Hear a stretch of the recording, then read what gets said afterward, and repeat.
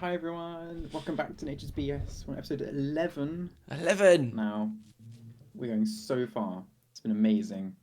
How is everyone doing? Hope everyone's had a lovely week. Because we've got Pookie, John Vulture, got us, Gold 304. Kill 304. Hope everyone's having a lovely time. I've had a busy 2 weeks because I've been here for 2 weeks now. How have you been, Andy? I've been good. I've been very good. I've been very busy. I've been giving some individuals who were in chat a tour of Sherwood Forest and Bud Bay South Reserve. So John O'Vulture and Gull 304 came to visit me at Sherwood, which was cool. Aww. It was great to meet them both. And I gave them a cool. good wander around. Saw lots of fantastic wildlife. I even got to borrow Jono's camera. Amazing. So more on that next week, because I'll show some of those images. So next week, I haven't had time to edit them all yet. So thank you again, Jono. It was great.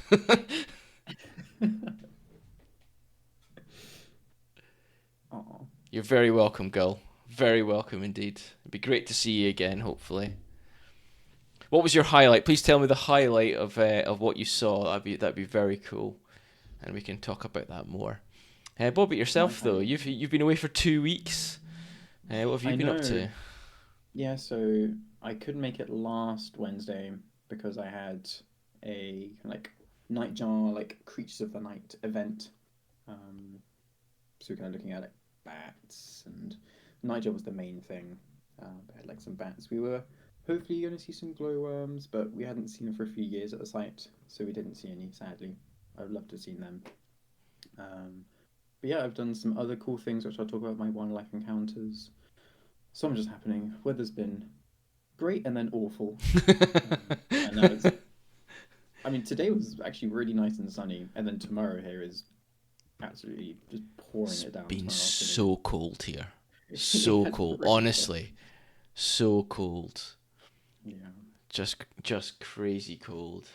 Jonah Vulture said yeah. his highlight was the yellow hammer and the Aw. elusive cuckoo. We were honestly being followed. We were being stalked by cuckoos. Couldn't see them. We could only hear them. They're like, oh my gosh, the guys from Nature's BS. I know these guys. Oh my gosh. They're just and Gull fans. 304 said squirrels. Yeah, got some great views of grey squirrels. Yeah. So Aw. yeah, some lovely views of grey squirrels. Lovely. So yeah, but there we go. There we go. Anyway, talking about fantastic wildlife encounters, shall we get into ours? Let's go for it because we got a lot to get through tonight. We do have a lot to get through. Just to give you an idea of what's happening tonight, guys. Okay, so we have our wildlife encounters to begin with.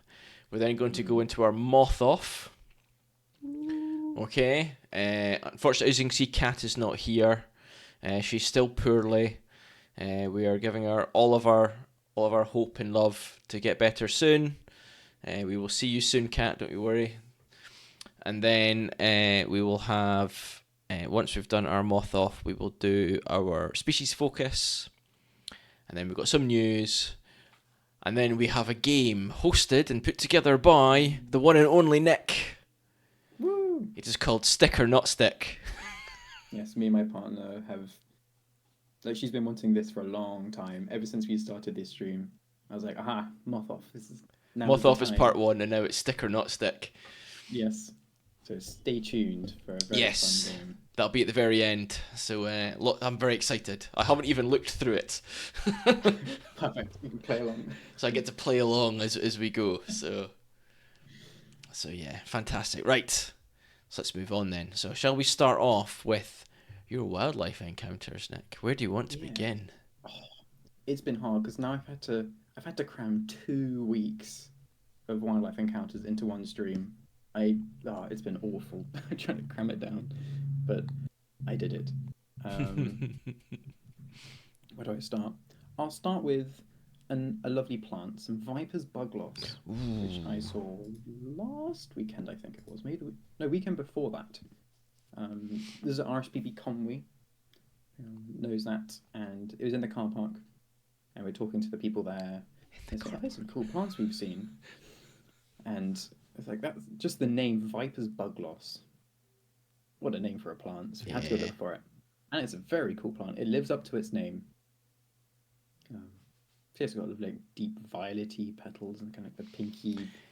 It's the stigma are just so stark, you know, they just pop Yeah, out of that. It's just brilliant. no, it's a very cool plant. Um, so yeah, that's been one of my wildflower highlights. There have been so many wildflowers out. Oh my goodness. Next week I'll have plenty as well. Actually, we went to a wildflower meadow Excellent. today, so go find a wildflower meadow near you, a nice verge or something. There are so many things flowering. It's amazing. And I'll go on to my other wild. Actually, no, I'll go on to my white horehound plant, which is a really lovely plant.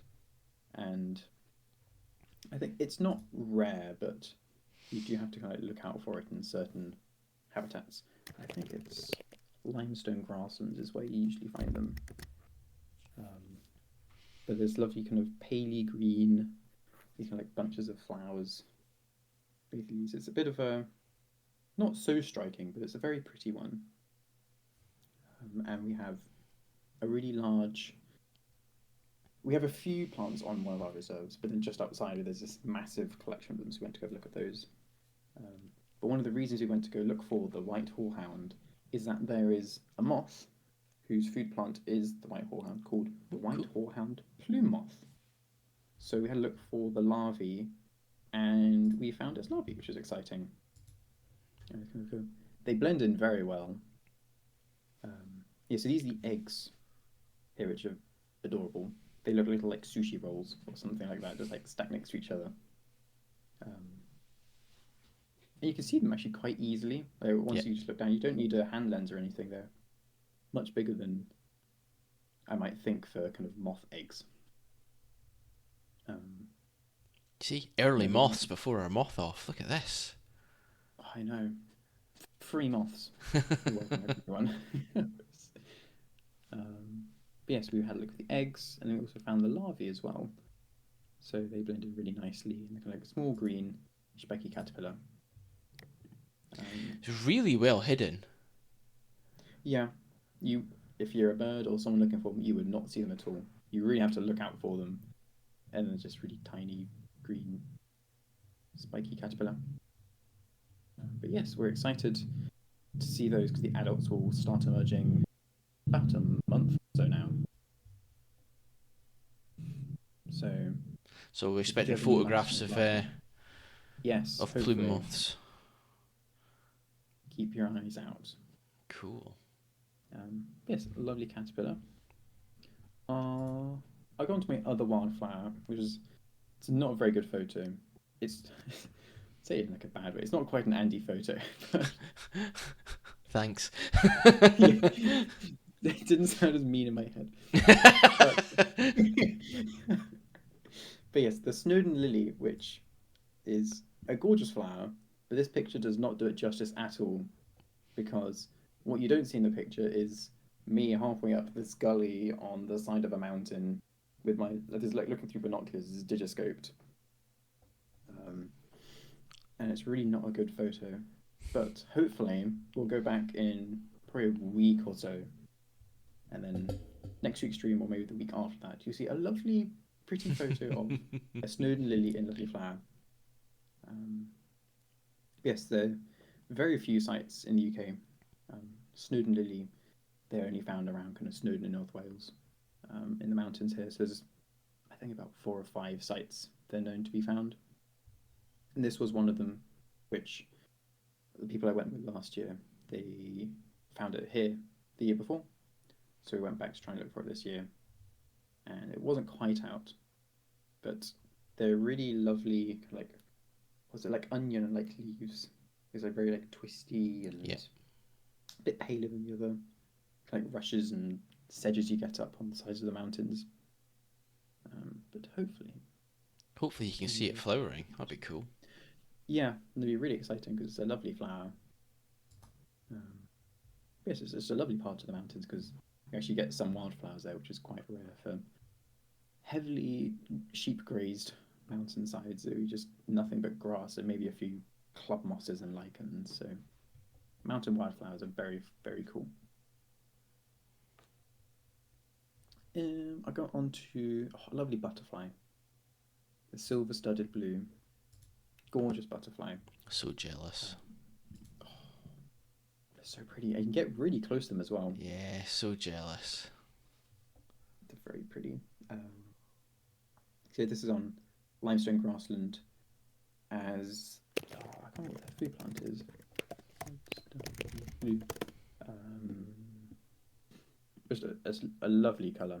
Like lots of the blue butterflies, this lovely kind of classic blue kind of gradient on the top. Then underneath just the really nice kind of like metallic blue, and then has the really nice kind of like orange Yeah, blotches, and then within that you see little silver studs, which gives it its name. yeah. What I love about this butterfly is when it opens its wings, the back, like Mm. the top of the wings is a different color to the underneath. Yeah. I just think all of it's striking, whether it's underneath or on top. Doesn't matter. Yes. It's such a iconic little thing. They're really pretty. Hey, But Spooky. hi. It is a very pretty butterfly. So if you do have any heathlands, actually, because looking at the food plants, a wide variety of ericaceous and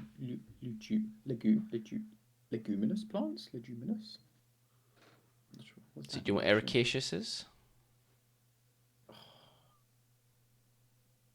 I know the word, but I cannot tell you the definition. So So yeah. certain plants like to have an ericaceous soil. So ericaceous is Hmm. more acidic. Ah, that's the one. Yes. Yes, this is ericaceous, so six cells, and leguminous. Which relates or denotes plants of the pea family. Ooh. I might get them in my Heathlands. garden then. Maybe. I'm growing peas. It says most common are Well, heather, trying bell to. heather, crossleaf heather, and gorses. Yeah. But you might get some there if you're growing kind of pea To be family plants. fair, Budby's got a lot of heather, and when myself, Jono, and Gull were out, we saw quite a few butterflies and moths flying around. So that Hmm. was quite nice. Erica equals heather. Ah, there you go. So ericaceous, acidic. Thank you, John Vulture. I was not aware of that either. Oh, so much knowledge. This is great. Yeah. Um, so yeah, silver-studded blue, like the classic blue underwings, and then you can see like the bright. They're very bright in person, like bright kind of whitey blue studs within the I've got to say, orange that's my favourite blotches. so far that you've shown. I Mm. absolutely adore these little things, and I've never seen one. Which is Oh. probably why I love them so much, because I've never seen one. And when I I haven't do got a photo, but finally see one, like, you'll see the biggest smile ever on my face. I look forward to that day. It'll be a good day. Especially if I get a photograph as good as that. They're actually very tame's not the right word, but they're not. They're docile. Like, Yes. they don't mind you getting too close. Speckled Yeah. wood are very similar. They don't mind you getting close. But then you've got other, like, orange tips, slight bit of Orange chips are movement. They're just off. They're they're away. out of here. Yeah. Yeah. So you can get very close to them. Yeah. I got a picture of my friend like kind of within that far of their head, just kind of looking at it, and being up close, just the details gorgeous. Yeah. It's like the slight gradients, the pattern. You can see like each individual scale. It's just amazing, amazing creatures. Um, sounds really exciting to see that. And then one of the exciting things I was doing last week, yes, last week, was so there's a reserve on Anglesey called Kemlyn, and it's very important for its sandwich tern colony, which is the only nesting sandwich tern colony in the whole of Wales, Wow. um, which is very important. I think there are a few other sites around, but I can't remember if there's a distinction because they're not nesting.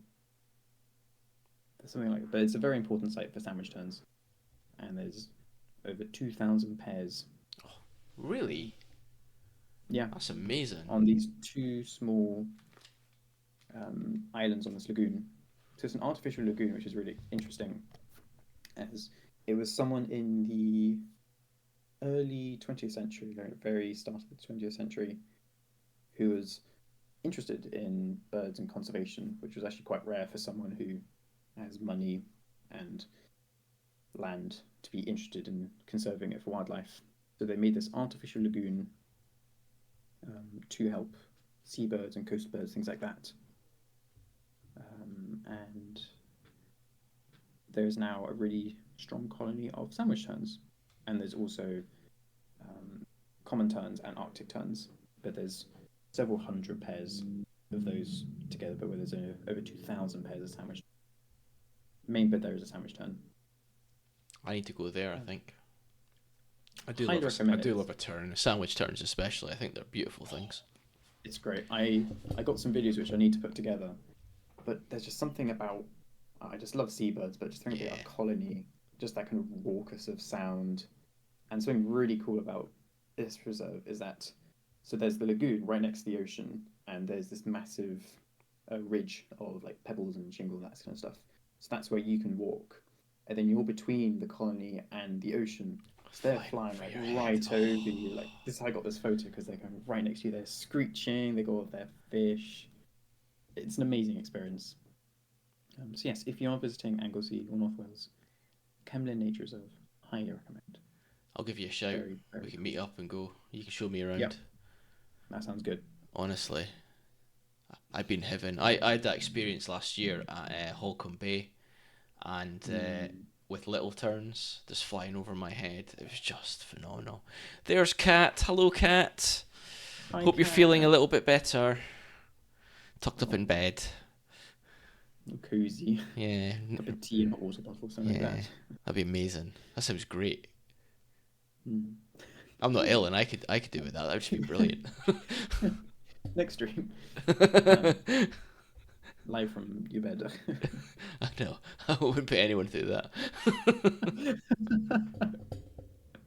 Moving on. But yes, I went to visit the colony the weekend just gone, just to help connect with visitors, so talking to people, um, telling them what we do here, why it's important, and information about that. But the week before, we went and did a clutch count on the lagoon, on the island, sorry. So we went over on boats onto the islands, and we wanted to do this as quickly as possible because it was a bit of a cold day, so we want the eggs and chicks to be exposed for as little time as possible. So we'd split into teams, and we spread to different parts of the islands, and we'd have one person scribing and one person looking at the eggs and nests and saying sandwich tern, or just take sandwich two. So that means there's one nest with two sandwich tern Yeah. eggs in it. So we really quickly just tally that up, and then get back off the island.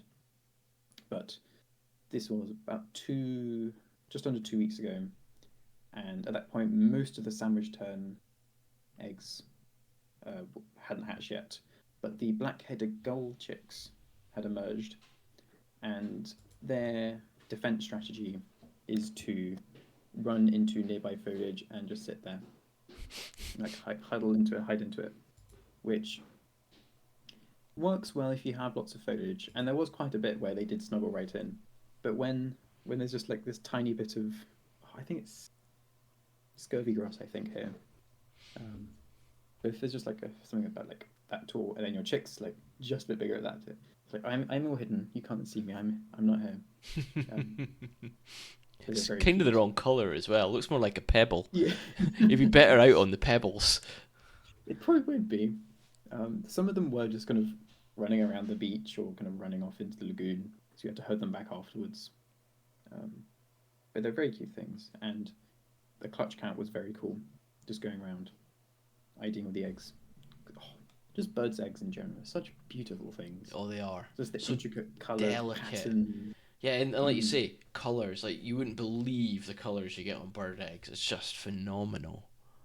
Mm. No, it's really, really lovely. Um, but yes, it was a really special experience because last autumn I went over onto the island to take off all the old nest boxes because we have little nest boxes for the terns just to help them. And then in the spring I went back on the island to put all the nest boxes out. So it was really nice to come back now and go to all the little islands and little nest boxes. Oh yes, I put that box out and now the little sandwich turned nest in there. Yeah. Just very satisfying work. Um, oh no, poor cat. Hope you get better soon, cat. Oh, I'm not sure if this will make her feel better or worse, but I have a lovely reptile photo for you. So this is my last wildlife highlight, wildlife encounter, and a big highlight. So regular reptile survey. Oh no, don't worry, it's just a grass snake. Um, on a lovely reptile survey, came across this really gorgeous female grass snake, and actually below, like outside the photo, there's two male grass snakes right underneath, and it was just amazing seeing that many grass snakes. I hadn't seen that many before. Gorgeous views. And then we we were left like, cool, amazing, three grass snakes, very very cool. Let's all leave. Put it back under, went off, and then my friend who had taken the survey results home showed it to his daughter, and then her daughter's like, that's not a grass snake, that's an adder. He was like, no, this is a grass snake. And then we took a closer look at the photo, and if you look underneath the female grass snake, there is actually a female adder. Oh, it's sticking out at the bottom. Yeah, so it's kind of, if you look in the middle, so just behind like the first curve of the grass snake's head, there's a browner snake with kind of like black Yeah. like lines along the top. So I'd seen my first adder without even realizing it, which was really cool. But I was like, oh, I really wish I could have been like, yay, an adder in front of me. um, yes, that was very entertaining. Wow. In hindsight, I probably really wish I could have appreciated seeing um, the adder itself. Yes, anyone going on a reptile soon, have a closer look under the grass snakes in case there is an adder just chilling out there. Um, yes, that was a very cool experience, and it's very interesting because the person I was doing it with, he's been doing lots of reptile studies for many many years, and he's never seen anything like this. And we work with one of the professors at the local university, and he'd never seen like any of this. So I got in touch with Amphibian and Reptile Conservation Group, so ARC, and they responded with yes, saying why do we find an adder underneath a grass snake seems a bit surprising, and they were saying it's just making most of the heat together. There are quite a few observations of this, sometimes even in species that are predator-prey relationship, such as slowworms and smooth snakes. It's an interesting phenomenon. Wow. So Cat has just asked as well. Do you think it's for warmth? So yeah, yeah. So ARC has responded with that, which is really interesting. Not only that adders and grass snakes, even though none of them would eat each other, they have warmth, but also that smooth snakes and slowworms, where the smooth snake would predate a slowworm, they've been seen kind of together. Um, and my thinking is that because smooth snakes don't actually need that many meals, I think it's like 7, 8 meals in like a season. Cat will know much better than I do, but not as many meals as other animals do. That it just didn't need to eat. So I thought, oh, I might as well cozy up, nice cuddle, get nice and warm. have you been watching Spring Watch? Oh, I have, but not live. So I So think about a week behind now. yeah, so there's a fantastic thing out this week where there's a reed bunting nest. I think it's a reed bunting nest, and an adder goes in and kills 2 chicks, takes one, comes back half an hour later after consuming it, completely ignores the second dead chick, kills and takes a third, and then the grass snake comes in and takes the 4th chick. What? There's 4 chicks in the nest, all of them predated by snakes. three killed, two eaten by an adder, and then one killed and eaten by a grass snake. It was unbelievable. Springwatch really does have just like Oh, it's who needs just TV dramas? it's just Like, phenomenal, the stuff they capture. hmm. Absolutely phenomenal. Like the Nightjar last year. Well, consuming its young right after it Yeah, hatched. like whilst it was alive. Oh, No one's well, ever seen something like this before. The poor camera people are like, is it? Hang on, it's just eating its young. Yeah, welcome to mothering the chapters world, for Hom. this. Goodbye. No, because it's the Peregrine this year as well, where Yeah. we think it was the first year or first brood of new parents, peregrines, and then the male parent came in and started actually like tearing apart its child. I think it Yeah, was yeah. like To a feed brood to feed or it something like to the other one. So there's only one chick left now on that that. peregrine nest, wasn't there? So No, it's amazing just how much we're still learning. yeah. It's very cool. Perdicris, and I bet some people would still try to blame magpies. Well, Those pesky magpies. I'm not gonna say anything about people. I want to stop.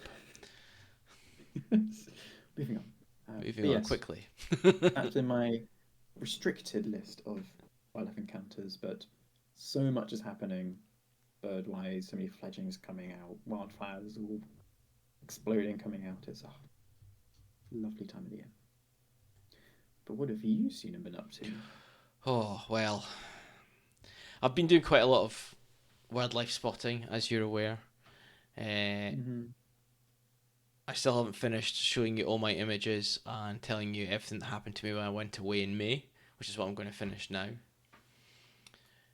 Uh, so yeah, so I might as well just get into it. Was there a mystery bird that you mentioned? Was there? There was some. There's a mystery something which I was very excited about. That you brought up, which you didn't tell me. Oh no, I turned around What? and said I've like because it was like my favorite pictures, wasn't it? And I showed the Ah, razor built yes. one, and then I said I've got another really picture I'm really happy with that I'll show you next time. So yes, I've got that. Mm-hmm. But I'm just going to That start does look off with a bunch of orchids I've seen while I was away. cool. So I'll just bring them up. So here's just a bunch of images of orchids. I couldn't tell you Oh what any of wow! them are. I think that first one's a bugle. I think. Oh my goodness, these are great.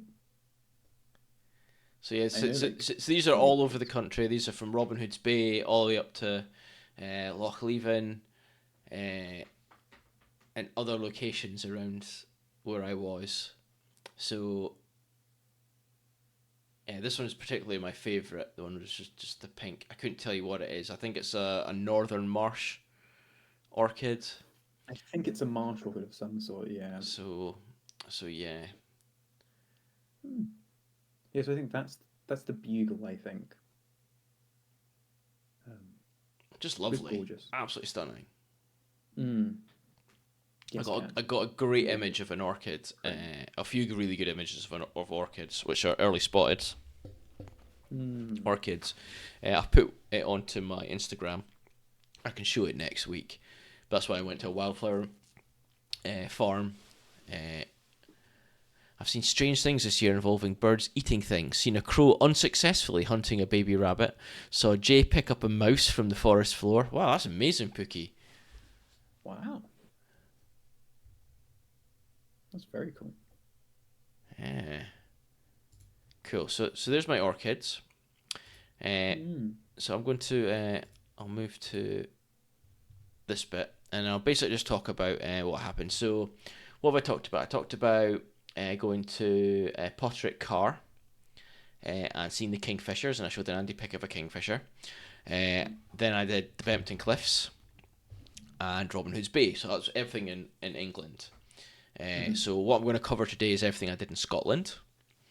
And my first day in Scotland, after sleeping, so obviously I drove up to Scotland, I then had a night, and then the next day we went to RSPB Loch Leven. So first time I've ever been there. It's just outside Kinross. You get an idea of what it was like It was Scotland. it was quite wet and dreary. We call it dreich in Scotland. But the first image here that you'll see of any actual wildlife is of a tawny owl chick. So this was right That's a next. great photo. Yeah, this was right next to the visitor centre, Aw. which was great. All we heard was like blackbirds and stuff going a little bit crazy, and then Oh, Lisa looked up and really? went, "There's an owl," and I managed to see it and I got a picture. Moving on to lapwings. So this lapwing literally came right up next to me, which is very unusual for lapwings. They're normally a bit more Hmm. standoffish. But this one was actually protecting its young. And here's a lapwing chick. Oh.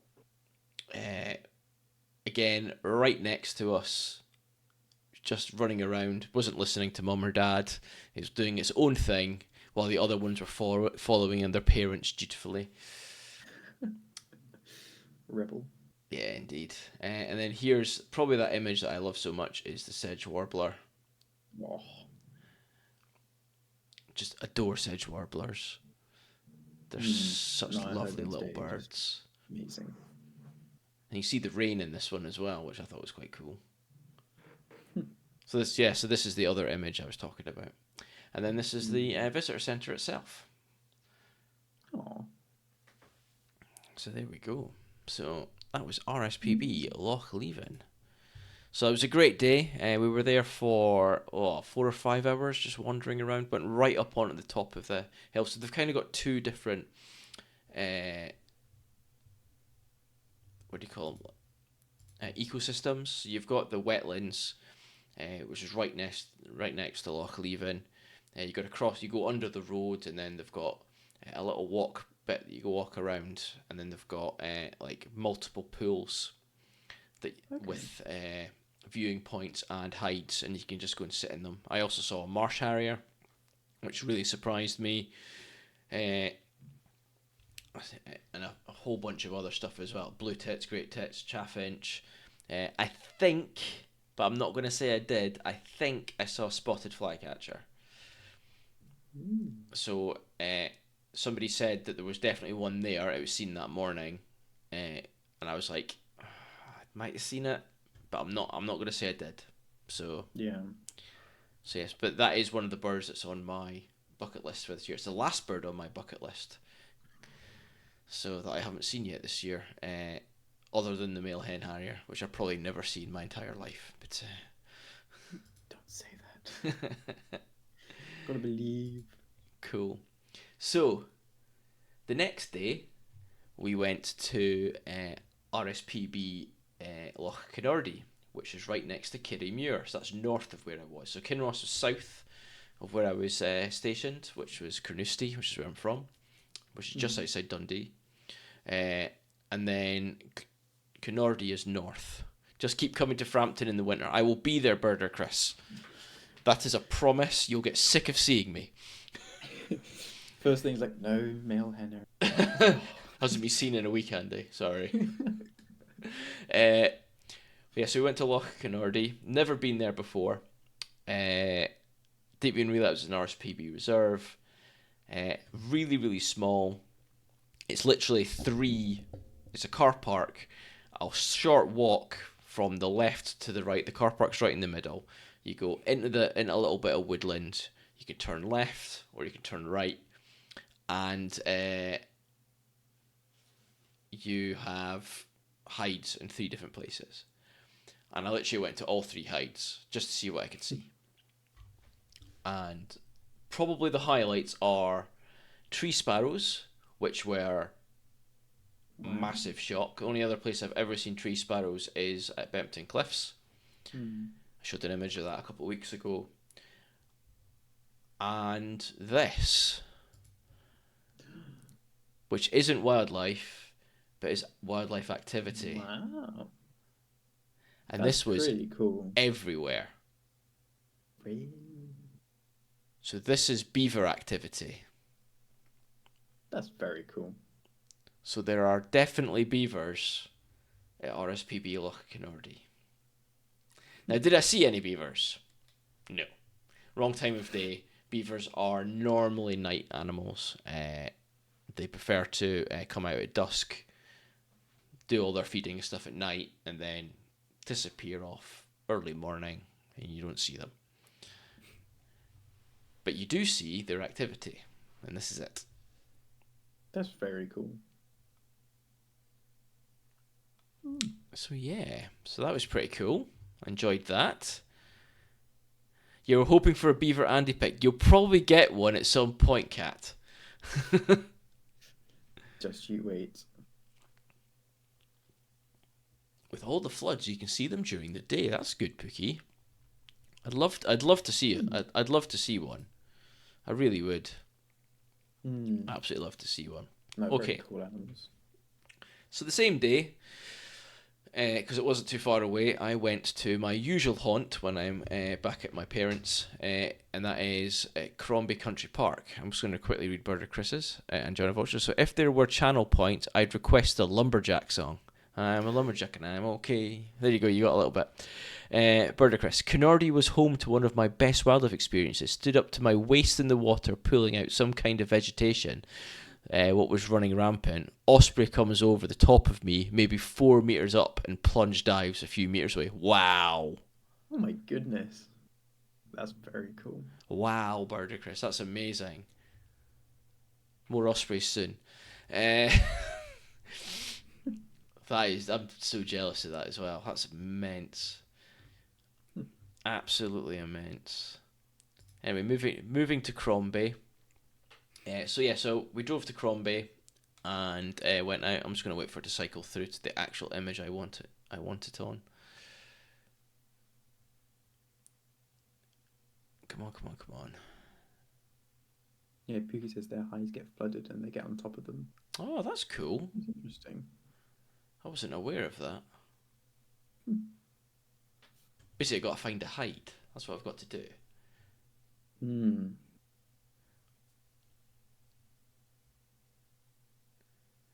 Yeah, you're right there, Birder Chris. We should all definitely do some volunteering with the RSPB or any other nature wildlife charity that gives you the same experience. I think all of them will be fantastic to do it for. Come on. Nope. Not that one. Not that one. Being stubborn. It is being stubborn.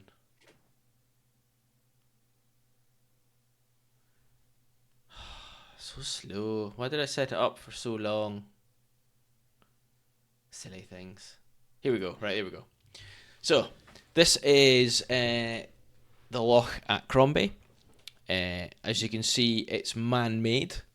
It is not a natural loch. It's actually created as a reservoir, but it wasn't put in as a reservoir, which was like a rectangle. It's actually built to be relatively natural shape. The images that are coming up are storm damage that happened about 3 or 4 years ago when we had the really high winds. And as you can see, it just tore through Crombie. It was absolutely insane. This is all a plantation. So fundamentally, it's not a big loss. But you can see the damage that high winds can do to this. And until recently, you couldn't actually walk round Crombie on the route because of all the fallen down trees. They've now cleared it all, which made a massive difference. It made it a much better experience for everybody involved, including myself. But what it did do, the storm, is it did make a lot of holes in the ground as trees were pulled up, taking the root ball with them. And that gives you these beautiful ponds. Little natural holes that could fill up. I didn't see anything in them, but I don't see that's going to change. I think that'll change pretty soon. And then here we go. I've got a female woodpecker a great spotted woodpecker going into its nest. I watched this pair for about 15 to 20 minutes, going in and out, which was great. I didn't hear any chicks inside though. A little tree creeper. I do love a tree creeper. That's a lovely photo. They're very cute animals. Oh, I love them. They're so lovely. I They're I love great their fun to chirr watch. as well. Mm. Sounds like purring. A little wood mouse. So I was out looking for. Oh. I was looking for red squirrels because I see red squirrels on occasion at Crombie, Mm. and there's a little what do you call it? A squirrel feeding station. Loads of birds, and I'm stood there and I'm waiting and I'm waiting and I'm waiting and waiting and waiting, and then I see a red squirrel on the top of the tree, and it's moving down. It's coming round, and I'm expecting it to pop out in front of me so I can take a picture of it. As it came down the trunk, instead of coming towards me, it went away. So I didn't see it. But I'm literally leaning against the hide wall, really quiet, waiting. And that wood mouse appears in front of me, not 5 meters away. And I managed to lift the camera, get it on it, and take the picture. And as soon as I clicked, it heard the click and it turned and ran. Oh no. And I was like, oh no, damn it. Oh well. Aw. But it was great. What a lovely picture. The fact that I got to see the little wood mouse was just amazing. Like the small mammals, like mice and voles, you so rarely see Yeah. actual animals. That's really special. Cool. So, moving on. Next day, off I go to Loch of the Lowes. I've obviously been talking about Loch of the Lowes quite a lot. There's been a lot going on there with the ospreys. Before I get to the ospreys, let's have a look at some of the other wildlife I saw there. Well, here's an osprey pick straight away. Oops. I can't help it. Another tree creeper. This was actually at Loch Fiscali, just up the road at Pitlochry.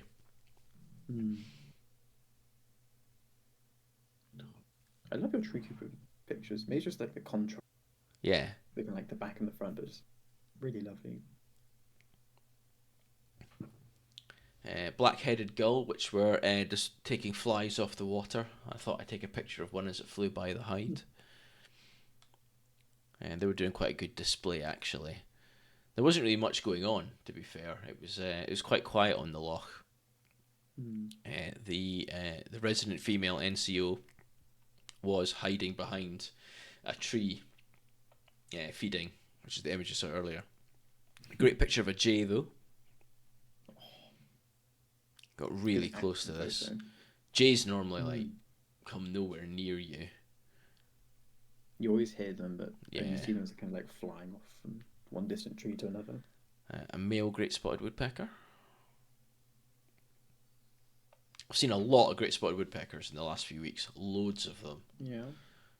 Are they more common in Scotland? Or It's not coming just in across Scotland, more? down here as well in Sherwood. Just everywhere I was looking, I was seeing great spots. A red squirrel. Oh. Shows their elusiveness well. Yep. It's not quite an Andy pick. It's close, but it's not quite. You can tell what it is, so it doesn't count. You can actually tell what this one is, right? What a funny shaped broom, man. Yeah, and then this is NCO, and if you look very closely, she's feeding. I've actually got a really bad video, which is me holding my. Is an Andy video. This is an Andy video, so this is through my scope with me holding my phone against the scope to try and see this. You can watch your feed. You can watch your feed. Wow.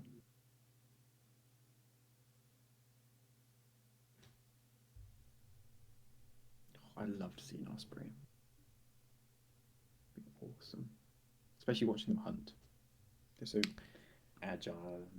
Yeah, Bird Chris is making me very jealous that you actually had that experience not 5 meters from him. That's very cool. Yeah, so to give you a little update on what's happening with NCO and the Loch of the Lowes Ospreys. So obviously, last time we talked, there had been a bit of news. The resident male laddie had been killed. There was a bit of an investigation ongoing. The police have now said that they do not believe it's foul play. They think it is. Well, they're not sure what it is, but they don't think it's a gunshot. Okay, but the laddie had what do you call it? He had injuries on him that looked like gunshots. So that's why the investigation happened. I haven't heard anything since regarding that. But what's happened with NCO is she has maintained the territory. It is still hers, and she's paired off with another male, a younger male, who's currently known as the Dark Intruder. There was two males fighting over her. One was called the Pale Male, which is the one that destroyed the nest that I showed a video for a few months ago. But she hasn't chosen him. She's chosen a different one, the Dark Intruder, who is currently trying to woo her. But it looks like that's working, other than the fact that he keeps bringing back very small fish to feed her, and she sat there on a massive fish like you just saw. So that she caught It's herself. The thought that counts. So yeah, but that's still ongoing. There will not be another nest this year. They're hoping that next year NCO and Dark Intruder return, and that bond is strong enough that they will then mate, and a new pair will begin the journey at that fantastic nest. So yeah, Wow. so our fingers are crossed for that, and that we see something next year. But that doesn't mean you can't catch up on osprey nests, because Poole Harbour has a fantastic osprey nest, Rutland Waters has a fantastic osprey nest, and there are many others out there, but they're other than those two. So in North Wales. Yeah, if you want to check out some osprey nests, go check out them. They are absolutely brilliant. So there we go. So they were my wildlife encounters from my holiday. That's it, all done, all finished. Amazing. But I've got one more image to show you that was not taken by me. This is something that was sent to me by a visitor to Sherwood Forest. His name is Peter.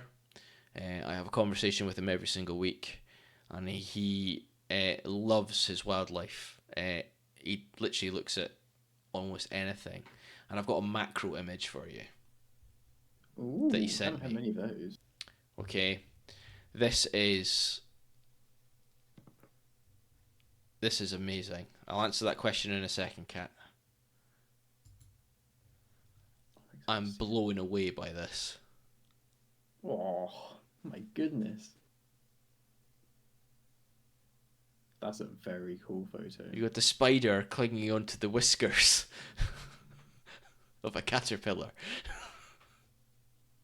That's a really cool image. How amazing is that? That's a very cool image. I wonder how, if he saw the spider initially, or if he's taking a picture of the caterpillar, like, oh, there's a spider there. Yeah, I don't know.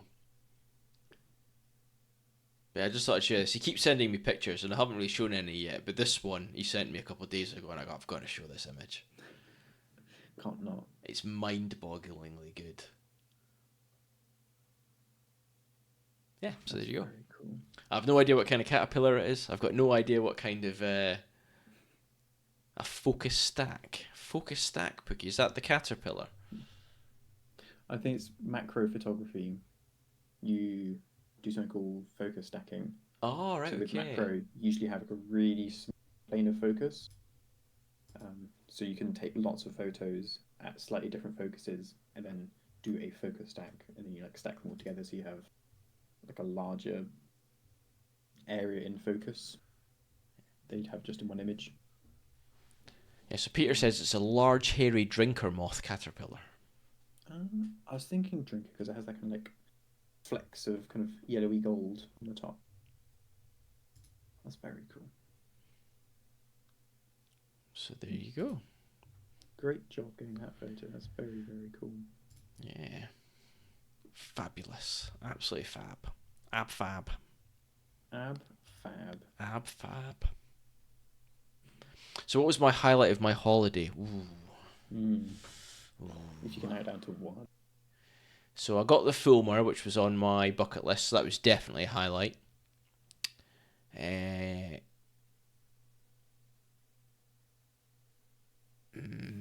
Red squirrel, always a red squirrel. Can't go wrong with red squirrel. Always red squirrels. And I saw 2. Lisa saw 3, I only saw 2.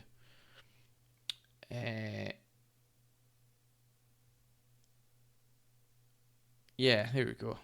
I'll give you 2. There's 2 highlights.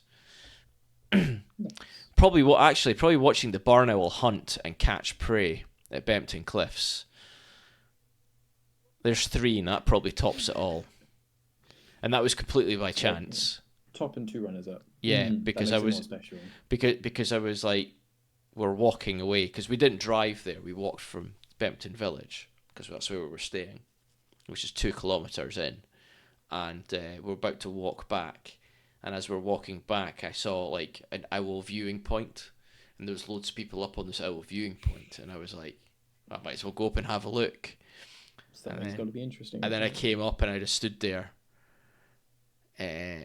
for about 10 minutes, and then suddenly it pokes its head out. It's like, it's the right time, and then it comes out and starts hunting, and literally within 5 minutes it caught something massive. It was huge. Wow. Probably a rat. Took it back to the nest, and then Wow. There we go. Very cool. I think that was everything. Yeah, there we go. Cool. Yeah. Cat says small for choice shows a good holiday. It was a great holiday. Absolutely amazing holiday. I loved it. I am doing another wildlife holiday in September, and we're going to Pembrokeshire. So I think that's the plan, is Pembrokeshire. So no idea what I'll see. I don't have any plans to actually go try and find anything specific. I'm just going to go see what I can see. You come to Skoma? Well, yes.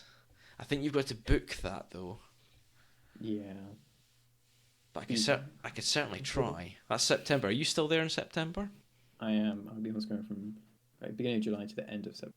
So. Okay, cool. Yeah, so we'll probably be mid-September. So I might have to come over and say hi. Skoma stream. Skomer stream. That'd be quite cool. I'm not sure I could get home though. I don't think the boats go back at that time. Nah. Come stay over. I'm not sure my friends in the other half would appreciate that. So, where's Andy? He's still on Skomer. We've lost him at Skomer. I will see him at some point. Yeah. He's got to drive us home. Just camp somewhere. Bring the tent. Anyway.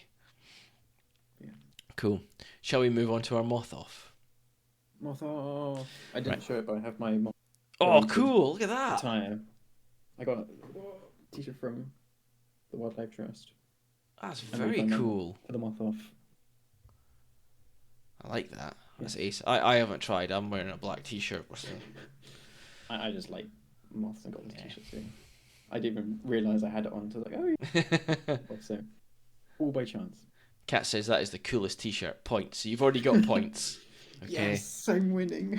I'm going to turn around and tell you now that I have not won this. Okay, it's not a competition. No, it's not a competition. But I'm going to go first, okay? Because I honestly, I tried so hard, Oh. and I failed miserably. I did moth trapping a couple of nights, and I didn't get anything. So I'm obviously doing something wrong. But while I was cleaning the garden up last week, I did find this little beauty, which is a yellow shell. Oh, I saw one of them today, and they're such awesome looking moths. They're so vibrant. Oh. Yeah, absolutely beautiful. I was literally clearing, what do you call it, hedge bindweed out from bushes and stuff, and it's actually on a hedge bindweed leaf, so I left it. And there it was, just looking at me, going, hello. I'm And here. you got something next week. Yes, I'm your moth. Wow. So yeah, so I'd never seen one of these before. I don't think. I was very very happy to see it and find it in my garden. It tells me I'm doing Hmm. something right when you find new species. So yeah, yellow shell. Nice. So that's everything from me. Cool. See you next week. So should Yeah, I show all of our viewers, or do you want to go through yours? I'll go through mine quickly, then we'll end with Okay, yours because that's fun. Um, I've been very lucky with my moths. you have. You I keep think showing us moths all the time, I every think I've week. seen about 100 different species of moth this year.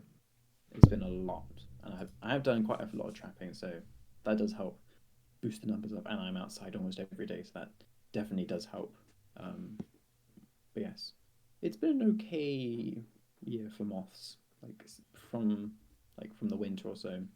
Recently, awful. All this really wet Cold weather. and We had wet, yeah. it was really long, cold, wet, or like mild, but still too cold for moths. Wet, like windy winter going into the spring. And then we had a few weeks of nice weather. I think it was May or so, which was nice, which is where most of these moths were from. And the weather again just got really bad. And I've seen very low butterfly numbers Yep, same. just from the amount of rain. And yes, tomorrow is meant to be pouring rain again, so a bit worrying for our butterfly numbers. Hopefully, they do bounce back or do well later in the summer. Um, oh, sorry to hear that, Cam. Your trapping's been rubbish recently. It'll pick up again soon. We'll get some nice weather hopefully in the next few weeks, and then we can hopefully I can get a moth trap working. We'll have our moth off part two. Just by Yes, chance. I've selected my top five moths that I have trapped or just came across during the day. Um, yeah, so these are in no particular order as well. It was hard to pick five, but I just, I just love these five. So going from like top left or like down the left and then down the right. So like one, Okay. two, three, four, five. So top left is a red swordgrass, like a late spring moth. Then below that is a small yellow underwing, which is very cute. If you know the large yellow underwing, which is Yeah. about twice, if not bigger, like over twice the size, then it does look like a very cute little brother or something like that, which is very sweet. Then at the bottom left we have a scorched wing. Love these ones. I The was about to say thorax it being does look sent up. like it's been scorched. Yeah, lovely with like the radial like scratches and burntness. Very cool one. Top right is a lesser swallow prominent. So I feel like it looks a bit like a I don't know like a fighter jet or something. It's just very like angular, Mm. streamlined looking. It's very cool. And then bottom right is a small phoenix. Thank you, Cat. It was hard to make a selection of all the moths I've seen. But that's been my top five, in no particular order, favorite moths I've seen this season so far. Then, as many of you know, I have been very lucky with my shop moths. So it was only right to go and do a shop moth as well. So I think it was about 20 or so shop moths I've seen this winter. A surprising amount. But going in the same order, so down the left and then down the right, we have a dotted border, nice kind of dots along the bottom of the wings, a double striped pug, which was the Domino's. Yes, the Domino's moth. Domino's. One just chilling on a Give Domino's. me pizza. It's so funny. Bottom left, an angle shades. I wish I was on an optician's. That'd be very funny if it was angle shades, but I don't think it was. I think it's on a beauty shop or something like that. Um, Top right, there's a common Quaker, which was resting next to the pub. And then Mottled Beauty on the bottom right was a recent one, actually. I think it was only a few days ago. Kind of like on it's like on the large walls of not really a mall, but like a shopping centre, um, like right down below. And I just noticed it because there's kind of like the dark grout, and Yeah, then the moth just pokes below it a tad, yeah. and that's the only way I noticed. It would have completely blended in if I hadn't done that. It's a mottled beauty. So yes, these are my shop moths, top 5 shop moths. Yeah, Do you think you could beat that cat?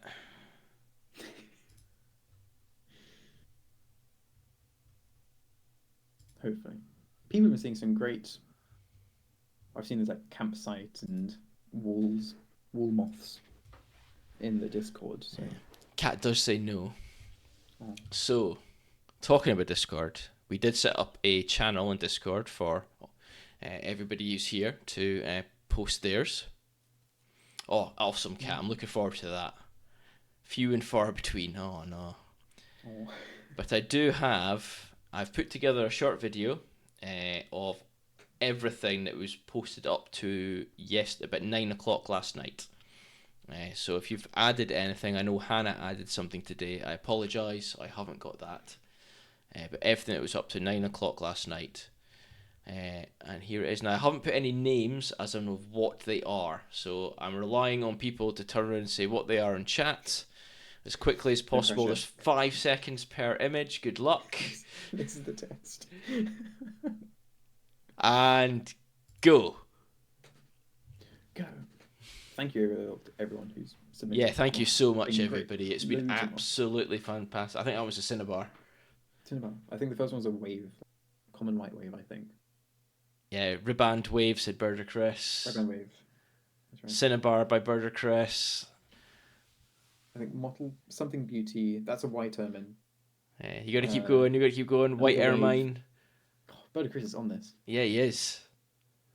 Oh, some longhorns, but I can't tell which ones. Like I said, 5 seconds an image. Yes. I'll let it run through again because there's some fantastic images. Absolutely fantastic images in this. I love that one, but like the really bright white lines. Yeah. And you can see that Pookie did so many. That's a really funky one. That was just like a bean. Yeah, it looked amazing. That's a Canberra Day of some sort. That one. Silver Y. I know that one. Lead Bell, maybe. Micro's back.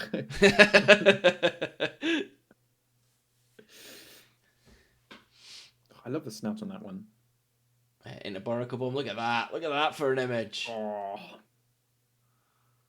what a moth. Small angle shades. And then some from Burger Chris as well. Beautiful, this one in the hand. So good. Oh, snout's a female bee moth. Bright line brown eye, I think that one is.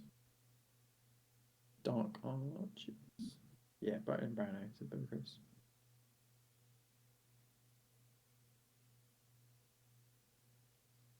It's been really lovely seeing what moths everyone's been finding. Oh, it's absolutely fantastic. I'm well happy. We've got to think of what we have next, actually, for our Yeah, definitely. kind of highlight. Heart and Dart. Treble lines. Silver Y. Is that a quick cut?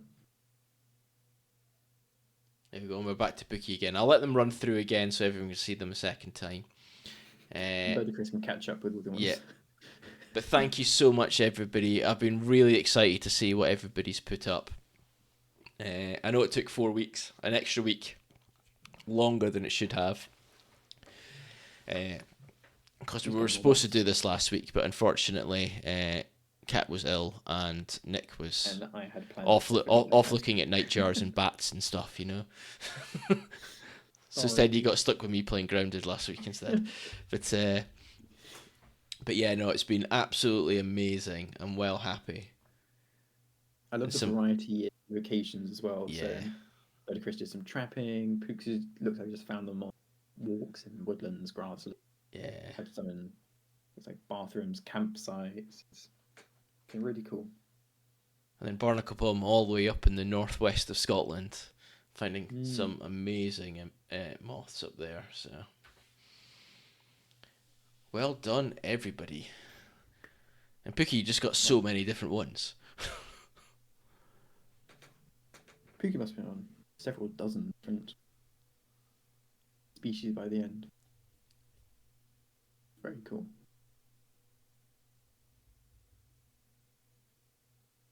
Yeah, cool. Right, we'll be going into our wildlife focus next. Species focus. Do you have a species focus this week? My species focus is the game. Oh, right, okay, It's cool. Well, mine. I've got species focus, which I'll Yeah, talk so if you about do in a yours and second. then And I did promise I'll the do tallest hedge in the world. mine. That's the thing I was so excited about. Is that your species That's focus my is species focus, a is the tall tallest hedge? hedge in the world. There was So, something I was very excited to see, and it yeah. was that. And I remember I wasn't going to look it up because I wanted to have that excitement.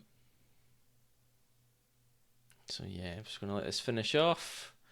And then we will move on to that. Tallest hedge in the world. Should have named the stream that. I should have. You said I called it Beech and Sandwich Terns. There's a reason it's called Beech, though. Mm. Oh? Oh no. Alright, we're back. There we go. Awesome. Okay. Thank you, everyone. Thank you, thank you, thank you. So the tallest hedge in the world. Da, That's da, what you da, all da, came here to da. see. I will show Prime you what the time. tallest hedge in the world looks like. For I took a picture. This is in spring. This was in May. Again, it's not far away from Loch of the Lows. Oh my goodness, that's a really tall hedge. So this is the MacLeod Wow. beech hedge. Okay, this hedge is believed to have been planted in the autumn of 1745 and has been officially recorded since 1966 as the world's tallest hedge. It is approximately 580 yards, which is 530 metres long, and has an average height of 100 feet, which is 30.5 metres. Its northern end is 120 feet, which is 36.5 metres, and southern end is 80 feet, which is 24 metres. The hedge was laid out by Jean Mercer of MacLeod and her husband, Robert Murray Nairn, to donate a boundary. Okay, so what most people do is a hedge, they put it up as a fence/boundary point. This is our land type thing. Shortly afterwards, he was killed fighting the English at Culloden, so Bonnie's Prince Charlie, that battle, and she left to seek sanctuary with friends in Edinburgh.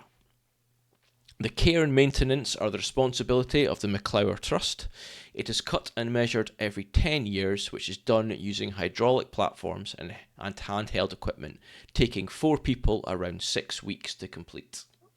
Oh my gosh. Okay. Wow. To be classified as a hedge, it must be cut a minimum of once every 10 years.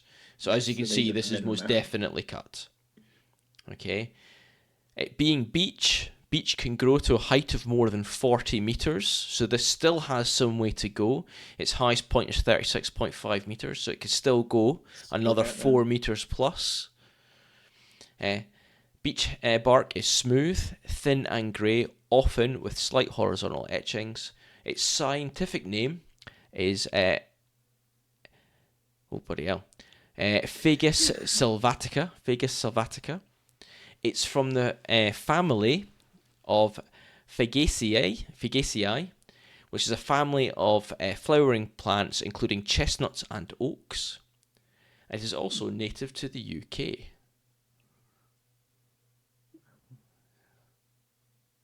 I'm curious to see what the hedge looks like from the other. Like, is it kind of When it's what, sorry? regular tree? Or what the hedge looks like from the other side? Is it kind of like Oh yeah, that'd be very cool. Angular. Bird Chris has said, obligatory note that there were as many Scots on the Hanoverian side, it's the English side, than there were on the Stuarts. So just to give you an idea, the Campbells, the Campbell clan were most definitely on the English side. Not Scots versus English by any means, but it's known as the Scotland versus England fight. It's Jacobeans versus the English, so... And it was an absolute disaster for the Jacobeans. Absolute disaster for the Jacobeans. Absolute disaster. I can go to history note if you really want a history about it. Uh, It's a true segment of the stream. But yeah, the non-Jacobeans, I won't call them English anymore. The non-Jacobeans were late by about a week. So in these days, things were planned. Agreements were made, gentlemen agreements were made that we'll meet on this day at this location. Blah blah blah blah blah. So they were about a week late. So the Jacobeans were literally just eating biscuits by this point. They were starving. The cannons that the Jacobeans had, so let's say they had £10 cannons that they'd bought, and they had £12 cannonballs. So that's like trying to put a tennis ball football into a tennis ball pack. You know what I mean? It doesn't fit, so they didn't have any cannons. And the English knew exactly, the non-English, the non-Jacobeans knew exactly how to deal with the Jacobeans' tactics. Drew them in. It's sad. Yeah, it was just an absolute disaster. If you're ever up at Culloden, I highly recommend going on the tour. It's absolutely fantastic to walk across the battleground and actually see what they had to run across. It was a bog. It was an absolutely atrocious. It was atrocious planning by Boris Prince Charlie's generals. So no wonder they lost. Oh. So yeah. And Pookie says Beech is his favourite tree. That's fantastic, Pookie. I'm glad I could show this then. I'm hoping to go back in autumn so I can get a picture of this as it changes colour. That'd be gorgeous. So it's obviously it's in full bloom at the moment in green. For scale. Sorry? Maybe get an Andy at the bottom for scale. An Andy at the bottom for scale. Maybe. Maybe. Yeah, so there you go. So that was my species focus. Thank you. I wasn't expecting that tall of a hedge. I mean, it is the world's tallest hedge, but that's tall. The world's tallest hedge is in Scotland. I've driven past it many times. Many times. And every time my dad says, the world's tallest hedge. As he should. Do you know how much it costs to cut it every 10 years? Oh, gosh. How much the quote was? Take a guess in chat. 6 weeks, and was it 4 people? Okay. So it's four people, 6 weeks.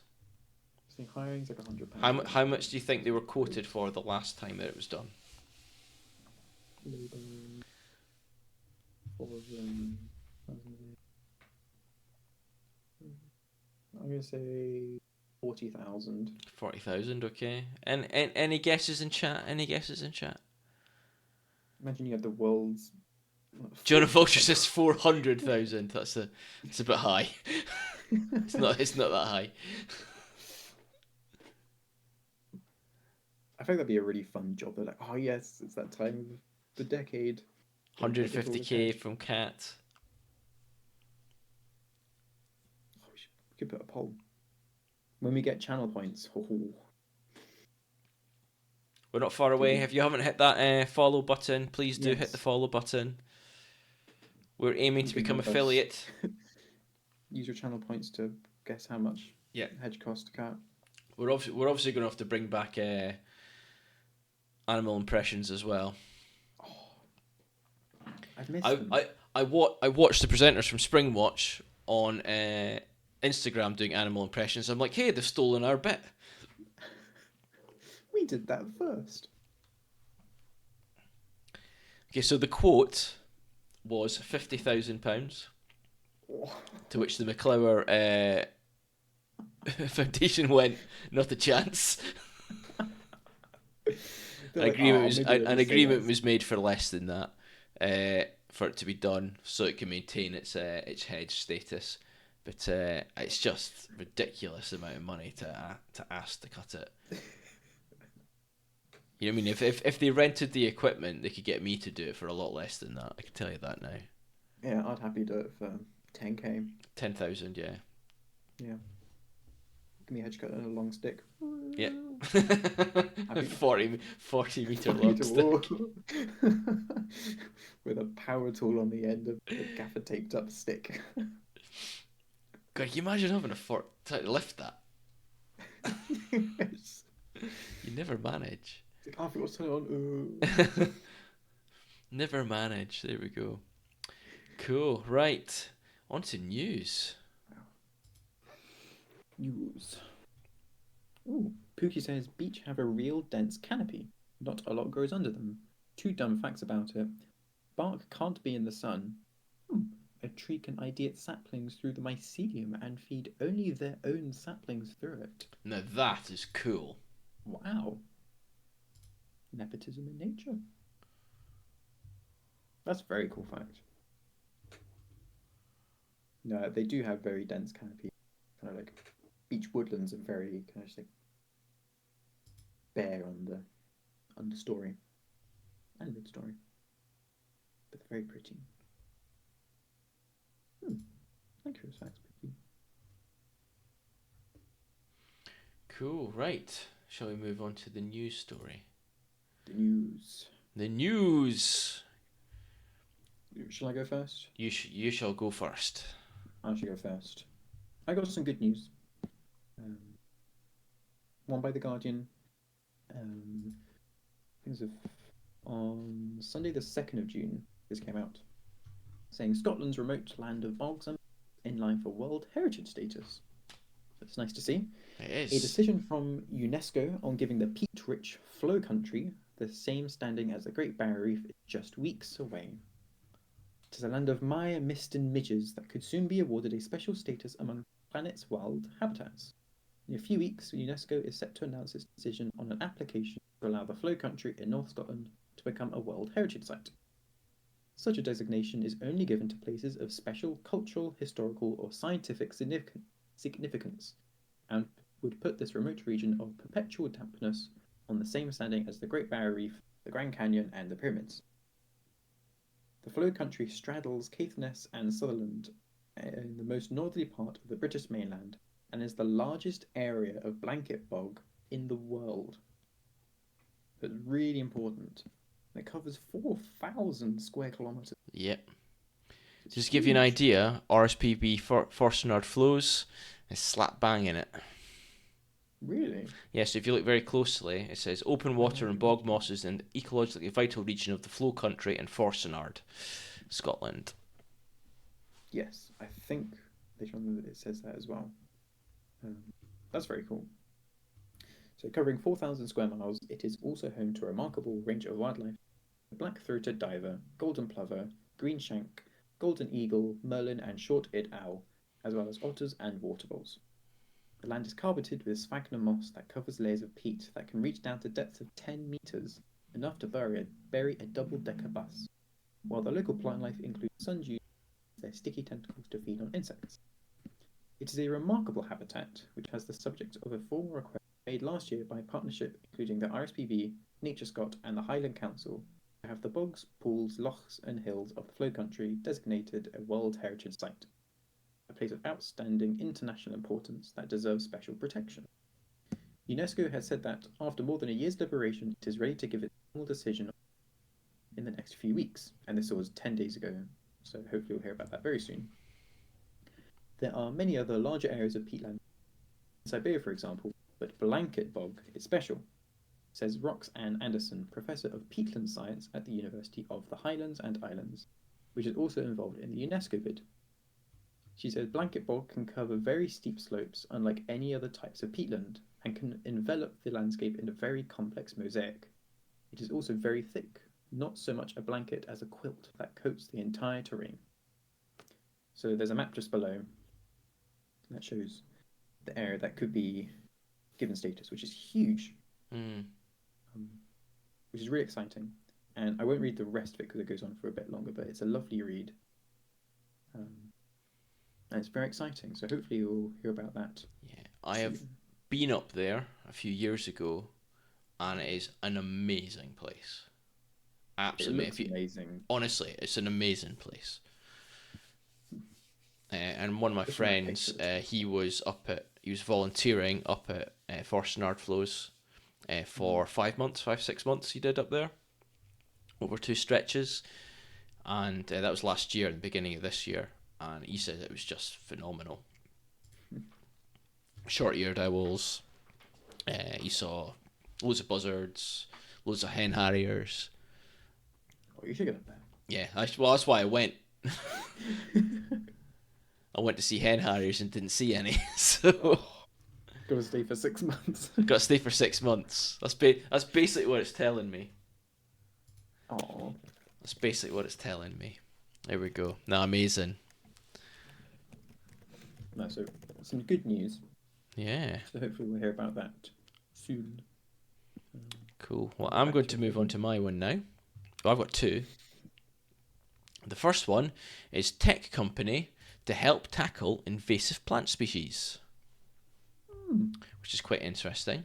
So an innovative technology company is hoping to incentivize volunteers to help tackle the invasive species Himalayan balsam. Gloucestershire Wildlife Trust is enlisting the help of Gloucester and Cheltenham residents to help them combat the non-native species along this river Chelt throughout June.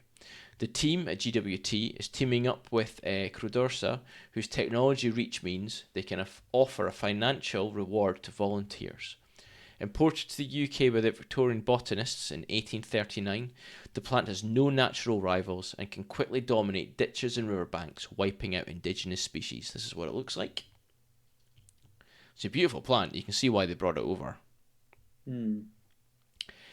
Himalayan balsam has a very sugar nectar which tempts bees and other pollinators away from native plants, thereby preventing them from producing seed. It outcompetes native plant species for resources such as sunlight, space, and nutrients. In addition, when Himalayan balsam dies in winter, it leaves riverbanks bare and vulnerable to erosion.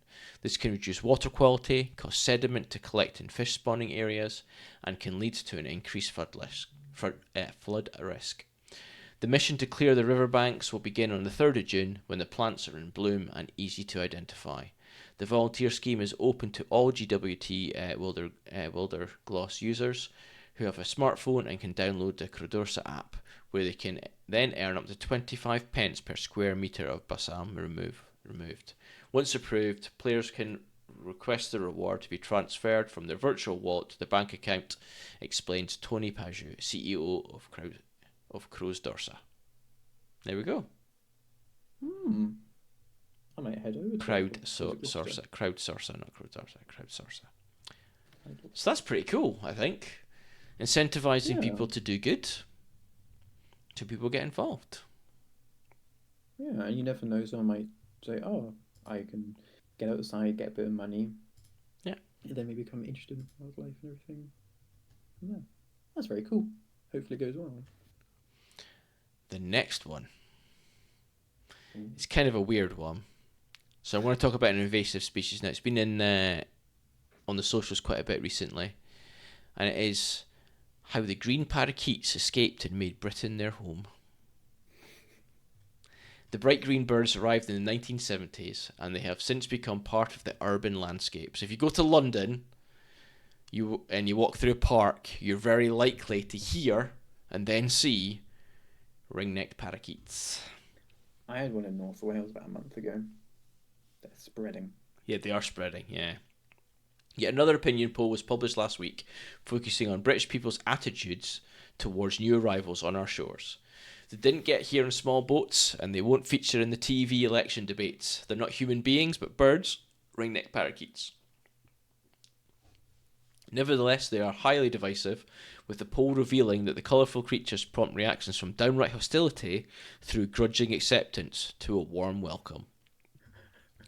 Almost 4,000 UK residents were interviewed for the online survey, published in the open access journal Neobiota. Researchers from Imperial College London, the Universities of Exeter and Brighton, and the British Trust for Ornithology discovered that 90% were aware of the gaudy birds, and just over half knew the name of the species, which is also known as the rose-ringed parakeet, after its pink and grey neck ring. The vast majority of people, roughly 5 out of 6, consider parakeets aesthetically pleasing, yet at the same time almost half have negative opinions about them. In rural areas, this rises to almost 2/3, with some suggesting that these noisy, screeching birds disturb the bucolic peace, hence the title of the research paper, Not in the Countryside, Please. Age also makes a difference. Older respondents are far more hostile to the birds than younger ones, who mostly accept their presence, especially in London, which is their main stronghold. Comments varied from very colourful and interesting to see to a pain in the backside, so intrusively noisy, which can't really be argued with. Newspaper columnist Hugo Rifkind once likened them to the young men on a stag do. Others welcome them as a splash of colour in what they see as nature-depleted urban environments. So yeah, I shan't carry on reading that. It's quite a big article, but it was interesting that the fact that we're at a point now where obviously grey squirrels are being dealt with in Scotland. If you see a grey squirrel in certain areas, you have to report it, and then like they go out, capture it, and probably euthanize it. Here we now have ringneck parakeets, which you've obviously already said you've seen them in Wales. They're spreading. They outcompete our native species.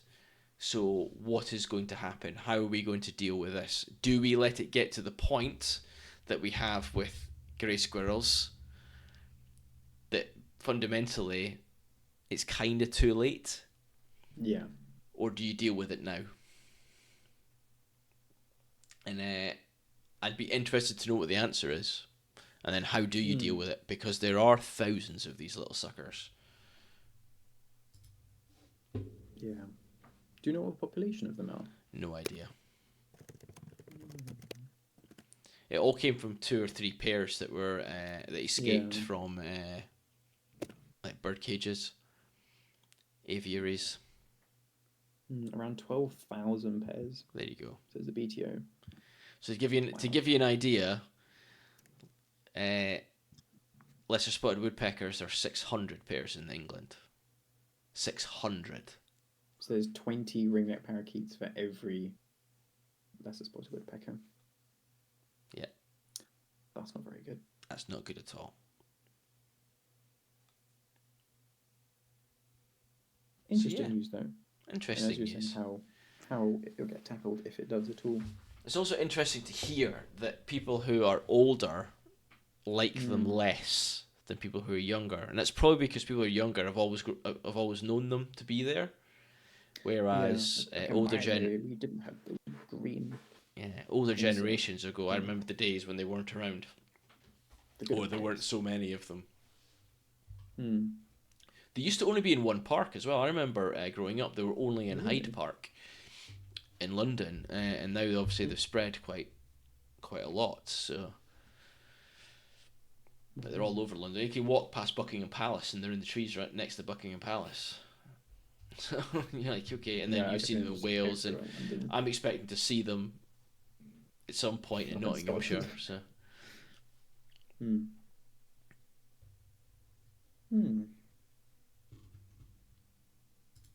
But there we go. Yeah. Bird Chris says used to be people went to Esher Rugby Club, switched. Well, yeah, just because they're exciting because they're quite rare.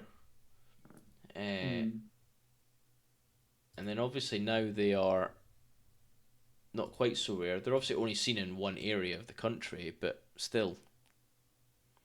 What is exciting though? Have you heard where 8 bee eaters have been spotted? No. It's a bit of a trek.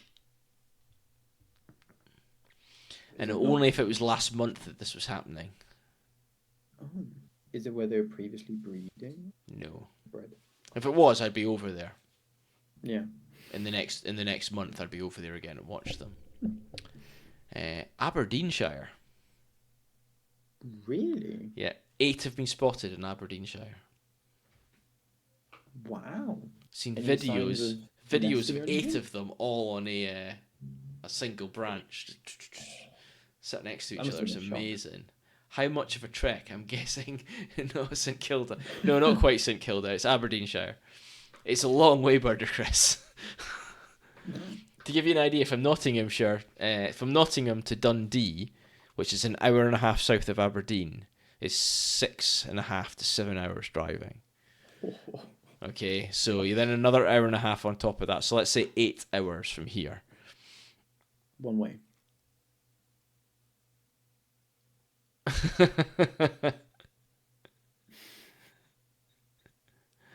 Did you have one at Frampton as well, Burger Chris? Did you really have one at Frampton? He's drawing you in. He's drawing me in. He's getting me to go over. You know what I mean? It's like, to be fair, see, this is yes. To be fair, I'll just go anyway. Yeah. Don't need much convincing. And Redback Shrike the day before. Oh, this is cruel. Stop it. Stop it. Bad, No, Burger Chris, Harry, bad. on my shoulder right now. I might be there on Saturday. And there you go, you did it better, Chris. And then, so I shouldn't mention the glossy ibis. There's 2 scoping a site in England at the moment, but I can't say where. That's cool, Jono. I think it's good to keep these things secret about where they're nesting, especially because what we don't want is certain individuals finding out where they are and going egg hunting, or even disturbing them just by trying to get photographs. We've already had those conversations. John Vulture also says, my view is they should be controlled, which is obviously talking about the parakeets. And I agree with you, John Vulture. I think they should also be controlled. I'm just not sure what the best way of doing that is. But I'll leave that to the experts.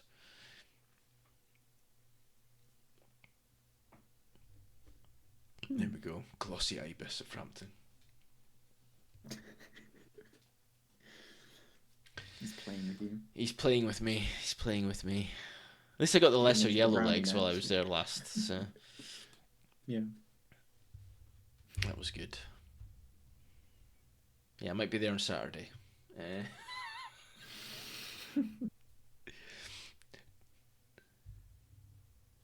Tomorrow is most definitely a day of... it's most definitely a day of gardening. So I've got a lot of work to do in the garden. So, yeah. That sounds good. I might even start digging a nest. A nest? Not a nest, a pond. It is a nest for some, not for me. But I might start digging a pond. That'd be cool. That'd be very cool. Can you talk to us about how you build your pond? How it progresses on the streams? Yeah, it'll be big. It's going to take me ages, I think. Yeah, Cat says pond. Woo! Good pond. Yeah, there we go. Anyway, shall we move on to the awesome presentation warning? Yes. Cool. So, strap in everyone. Get your game show hats on, because I need like a microphone. You do need a microphone, and we also need a theme tune. Oh yeah. Oh. I can't think. It's not really like any game show that I can think of.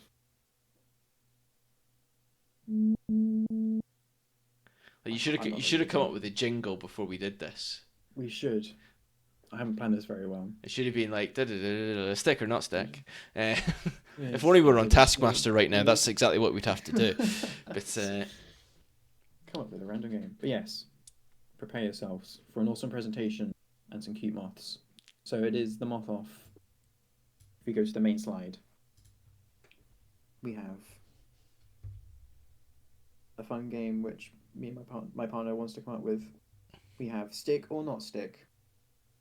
So as we know, moths and caterpillars are very good at camouflage and fooling predators such as birds so they don't get eaten. But can they fool you? So we've got a series of pictures and you need to work out if it's a stick or not a stick. So if we move on to the first question, it gets progressively harder as well. Yeah. So we'll start easy. So just to give you an idea, folks, I've actually got it up on my screen, and obviously down the side of a presentation, you normally got the different slides that can show. I've actually just moved it so that's off screen, so I too can play. Yes. Yeah, so everyone put your guesses in the chat just saying. Yeah, stick or not stick. Okay, We'll move are on we to ready with stick or not stick? Moving on to the first one. Question number 1. I need like a microphone or something. Is it a stick or not a stick? Put your guesses in the chat. But Chris, you ought to get a 60 celebrity to present this. Twiggy. Stick-related celebrities. Cat says not stick. John of Oxford says not. Impeccable says stick. I definitely see a stick. Gultheophor says not stick. Birdie Chris says buff tip. He's Birdie Chris is going specific to a moth. Oh, Pookie says both. Pookie, that's not disqualified. You can't say both. Well, there's definitely a stick there. There is, but is it two sticks or is it one stick and a moth? Yes. Haha. We got you, Pookie.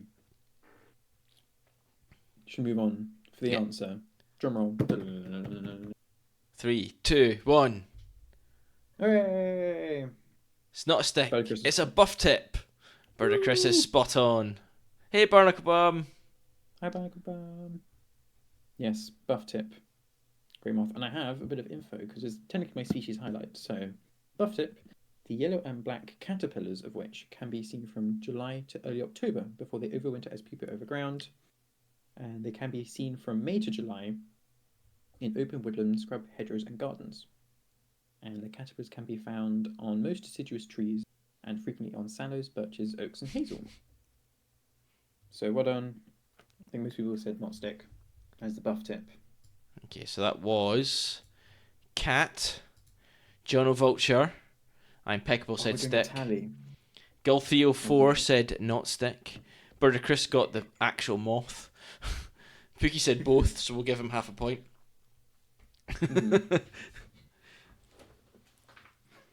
Cool. On to question 2. Question 2. Stick or not stick? This one is stick or not stick. Ooh, that's a really good one. Stick or not stick? Put your guesses in the chat. Is it a stick or is it not a stick? And you can't say both. You have to say 2 sticks or 1 stick, 1 not stick. Gull 304 says not stick. I don't think it's a stick either. And he says not stick. Michael says not stick on a stick. Jonas says not. Pookie says no. Birdie Chris says not. Is that everyone? I think that's everyone. I think I know the thing too. Not. I'm Pickle says not stick. So everyone's unanimous on. Unanimous to not a stick. Are we all wrong or are we all right? 3, 2, 1. Not a stick. Hey. Oh, red swordgrass. Yeah. So red swordgrass. Well done, everyone. So its scientific name of Xylena vetusta actually means old wood. The red swordgrass moths hibernate through the winter, starting to emerge in March. The moths visit early blossoms such as sallow to drink nectar, as well as feeding on the sap of birches. There is one generation that flies from September to October, and then again in March and April. The caterpillars feed on a wide range of deciduous trees and shrubs and lower plants. And the moth can be found in damp woodland, mountain moorland, and marshy places, and even gardens. Oh, nice. Barnacle Bomb, was it the beastie you thought it was? I thought it was a swordgrass. They're so handsome and very good at playing dead. Good job, Barnacle Bomb. Yeah, cool. On to number 3. Question 3. Stick or not stick? Oh, wow. Stick or not a stick? I told you it'd get harder.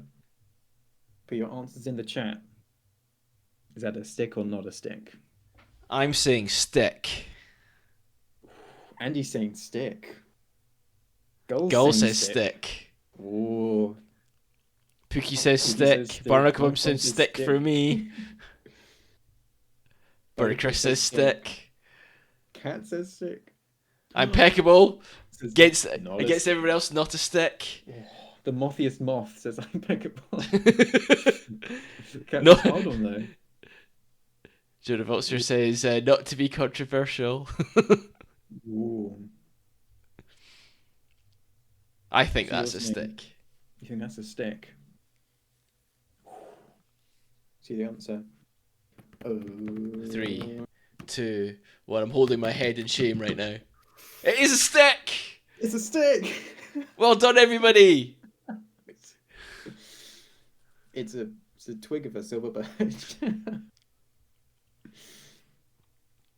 It is an I think impressive stick, Barnacle. You're mm, right. it's a wonderful stick. Well done. I think most people got that one. There are no winners. It's just here to have fun. So Yes, if you definitely. don't get it, we're here to enjoy and learn. Cool. On to the next one Guess then. Number the stick. 4. Question 4 of Oh, bloody stick or hell. not stick. Stick or not stick. It gets harder. It gets harder than this. Well, Bedford is not stick in there quick. Any other guesses? I'm going stick again. Yeah, see, And Cat's saying stick oh, too. cat saying stick. Girl's Oh saying yes, not a we're getting stick. them. Impeccable says sticky stick stick. Barrackbub says I'm going not stick. Okay, P P says says not not. stick. No, there's legs, says John Vulture. But are they just small branches? Oh, they could. Tiny Oh, twigs. Ooh, we got a divide. we do have a divide. This is like a 50-50 one. Okay, I think that's everyone. I think that's So everybody. drum roll. 3, Stick or 2, not a stick? 1. It's not a stick. It's not a stick. I don't know who it is though, but it's not a stick. Hurrah! Says Barnacle Bomb. Wow. Okay, let me. If anyone knows, it's sticker pillow. Yes. Stick a pillar. Thank you, Bangabang. Love it. Yes. If anyone Absolutely knows love it. this sticker pillow, then please do say. I think I'm going. I'm I'm, gonna I'm try to going like through all my not moth find. caterpillars right now in my book. Oh, I'm really glad we got some people. We fooled them. So yes, Okay, it could be an oak beauty. that's true. It could be a brimstone moth. It's not that one. This is what you tune into the show It's for. not that one. Top quality stick or not stick content. Bloody hell, it could be that one. What's that one? That's a waved umber. Oh, I imagine there's quite a lot of sticky caterpillars. Don't think it's that one, but it could be a great oak beauty. These are just ones that look like it. Obviously, I'm not. I could be way off. There's some sticky caterpillars. Yeah, here we go. Cool. Okay. Yeah. Right, moving on. Moving on. Moving on. Next one. question. Oh This god. might be the last. I can't remember. No, it's not. Click to add Stick or not title is stick? still there too. Whoops. Oh, peppered moth, says Bird Chris. That could be. Okay, peppered moth. And not Oh, Bird stick. Chris straight in there with not stick. Gull with not stick. Or Not cat not stick. stick. Impeccable. Impeccable. Stick. Stick. Stick Yeah, stick. I'm thinking stick as well. Impeccable. Not stick barnacle bone. Nay, says Jono. So no, not as much of a divide, but still, Yeah, it's still only not it's only me and unanimous. impeccable thinking it's a stick. Pookie with a knot. Ooh. Okay, I think that's everyone. Drum roll. Okay, 3, Stick or 2, stick. 1. It's not a stick. It's a Not a stick. small engrailed caterpillar. Small engrailed. So, also known as the engrailed, they are a very variable species, formerly known as two separate species of engrailed and small engrailed. So, engrailed has scientific name Ectropis bistortata, and then the small engrailed had the scientific name Ectropis crepuscularia. However, recent scientific investigations have revealed that these are actually just one species, now recorded as Actropis crepuscularia. Uh, You just wish that they wouldn't use Latin, right? just easier Latin would be Creepus nice. stickus is Barnaclebum. Crepusticus. But yes, the engrailed is frequent in woodlands, gardens, and other bushy habitats, and the larvae feeds on foliage of many different woody plants. Awesome. Ta-da! So I think now the next one is the final one. Okay. So, good luck, everyone. Are we For ready? the final time. Stick or not stick? Stick or not stick? Oh, bloody hell. So it's the one in the middle, the one that looks like a stick. Yeah, but there's a It stick is to a the stick. right that looks kind of similar to it. Is that what it wants you to think, Andy? It's just working really well. Did you place a stick next to it to make it look like a stick? Who knows? Ooh, this is a good one. Cat says Cat stick, says bum, stick. bum. Or is it a stick? I think that's a good Gull one. saying, Gull 304 saying not a stick. Ooh. I'm going not a stick. I'm going with Gull on this one. Yeah. Going to guess stick. Burger Chris is saying stick. Pookie says stick. Stick. Oh. This is exciting. I like this. I'm working on mobile, so screen is teensy. You're just putting it on hard mode, Barnacle. I'll tell you what, everybody. If you give me a second, I'll make it bigger so we can all look at this one properly. Because this is unfair. This is unfair. Okay. Impeccable, not a stick. There we go. There we go. There it is bigger. Barnacle says, Andy, you're good to us. Is anyone changing their mind from stick or not stick? I'm saying not stick. I'm sticking with not stick. I'm sticking with not stick. I've been burned by thinking it's a stick before, and they say stick and it's not a stick. But you've only had one not stick, stick so far, so it could be a stick because you've only had one. Still stick. Trying to work out tree species. Oh, bloody hell, Bert and Chris. You're in a different league here, Bert. Yeah. If I look at that as a tree. Jono says stick was positive. Yes, I think you said not a stick. Impeccable says not a stick. Gull 304 said not a stick. Yeah, go through it. So there's three of us saying not a stick. And the rest saying stick. On the bottom says maybe, oh my god, maybe it's insect. Maybe it's a stick insect. Curveball. Ooh, could be. Could be. Maybe it is. Or maybe it's not. Maybe it's a stick. Or maybe it's a caterpillar. Maybe that's just a moth. Who knows? Alright, has everyone got their final answers in? Yeah, I think all the final answers are in. Stick or not stick? Drum roll, please. 3, 2, 1. It's a stick. It's another silver birch twig. Oh, you've sticking a bit of not sticks. It was a stick. It's another silver birch twig. Thank you for playing Stick or not stick. Not stick. Tune in next week for another fun, awesome game.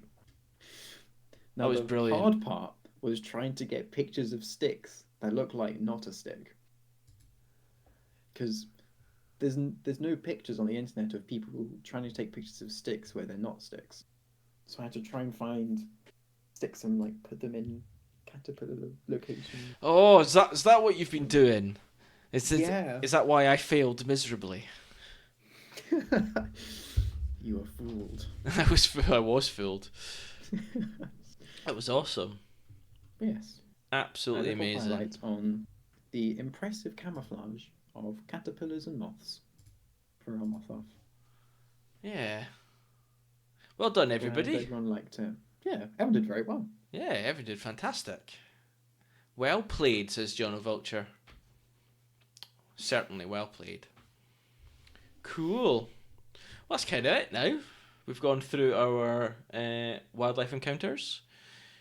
We have done our species focus. So I did a species focus on the tallest hedge in the world. The world. In the world.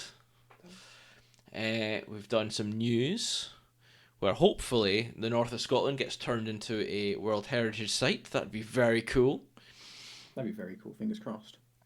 And then we have played some games. And of course, we've had our moth off. Moth off. Thank you again to everyone who submitted their moth photos or just appreciated moths during this time. Yes. Really enjoyed seeing everyone's pictures and videos and stories and things. Really I'm gonna put them on again now, actually, because there's some great stuff. More moths. And of course, if you have any other ideas of what you would like us to do a little whatever off on, whether it be a fungi, beetles, more moths, butterflies, birds. Could be a specific type of bird as well. You could certainly say garden birds. What garden birds do you see? What we could do grasses. We could do plants. Nothing stopping us doing plants. That'd be quite a cool one.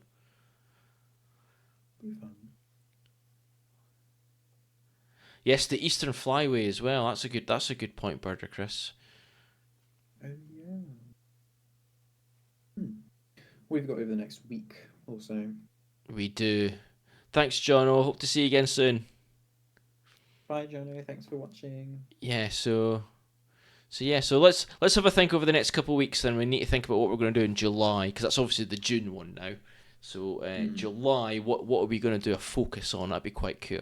That'll be quite cool. I think butterflies would be quite nice to do, or we could do wasps. Oh, yeah, like wasps, hoverflies. Hoverflies. Do flies. That'd be quite fun, actually. Cat says yes, butterflies. We could do flies, because that's something that normally gets overlooked, actually, or like the flies and stuff. There are loads around. Like once you so many. Take time to look out for them. They are everywhere. We could do dragonflies. We could damselflies. Ooh, I let a huge bee out of work today, almost the size of my thumb. Wow. Oh my goodness. Hoverflies. We would learn a lot. Yeah. Advanced suggestion that in August we go sweep netting and have a bug off. A bug off is a good one. I like that. Bug off. Sweep netting, yeah. Sweep netting is really good fun, actually. I've never done it, but I've watched people doing it, and they've just got huge smiles on their faces when they're walking across the top of hedges and stuff like that. No one's sweep netting while sad. No, that's very true. Hornet, ooh. Maybe. Hornet, asks Pookie of Barnacle Bum. I saw a hornet last week, actually. Oh, wow. And it was a Eurasian hornet. It was not an Asian hornet, it was a Eurasian one. So it was fine. But yeah, it was very, very cool. No, just a small... I just have small thumbs. It had a floofy white butt. Oh, that's very nice. Cute. We had a... was talking about fantastic little encounters and stuff. I didn't take a photograph of this because I didn't really think it was fair. But there was 3 ducklings that had got separated from mum and dad duck in Sherwood Forest yesterday, in fact. And a lady had picked them up and put them in her pram. Which is the wrong thing to do, folks. Do not do that. If you find ducklings walking around on their own, leave them alone. Okay? The mother or the parents can be nearby. Yes, they certainly can. Thankfully, she was stopped, and she put them back on the ground, and she left. But one of these ducklings, so we think it was one of those 3, ended up following another woman for about 20 minutes. Really? Okay, to the point So when you're talking 20 minutes walking around, you're talking about a good couple of 100 meters, 500, 600 meters maybe, at least. And it followed her all the way back to the visitor centre. And she picked it up and brought it into the visitor centre. And she was like, look, I'm sorry, but can you just take this off me? It's been following me for 20 minutes. And it was the cutest little mallard duckling. I mean, honestly, it was so sweet. And we were like, okay, what on earth do we do with this? So I went out to see if I could find Mama Duck calling. Couldn't hear a thing. Came back and I was like, nah, I can't hear it. It's obviously given up and it's taken the rest of the ducklings away off to the whatever water thing it is. And this little duckling we've got in a box, and you can hear it pipping away, and it's trying to jump to get out of the box. And we're like, what on earth do we do? And I was like, well, where's the closest water source? And there's a stream that runs through Edwinstowe, but people are like, yeah, there's never any ducks on that. I was like, right, okay, so we don't go there. Well, Rufford Park's just down the road. We could take it there, and if you let it out, there's a good chance that it'll be amalgamated into another duck family, and it'll hopefully survive and grow up. The decision was made. One of our centre assistants, Sandra, she did a bit of Googling and found a local wildlife rescue centre. Called them up, asked them if they could take a duckling. They said yes.